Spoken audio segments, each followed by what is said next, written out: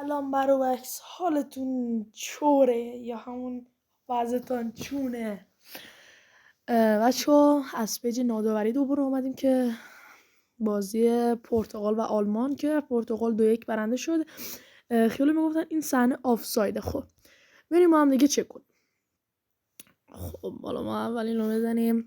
بریم بچه ها، اینجا کریستیانو رونالدو از چی بالاتر، یعنی کن از مدافع آخر جلوتره. خب ببین کریس رونالدو، پای کریس رونالدو تا مدافع آخر خیلی جدا است، یعنی دیگه تقریبا میخوایم حساب کنیم. خب و گل احتمالا مردوده دیگه.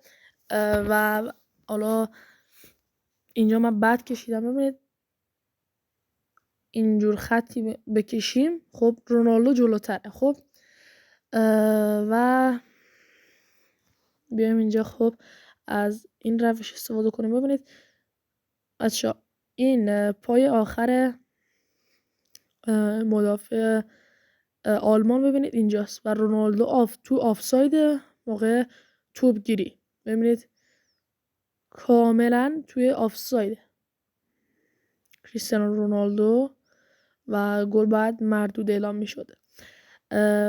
یه عذرخواهی هم میکنم از رونالدو فن ها، ببخشید، ولی خب گفتیم که هر بازی میگذاریم و این گل باید مردود اعلام میشد و نتیجه بازی شاید تغییر میکرد.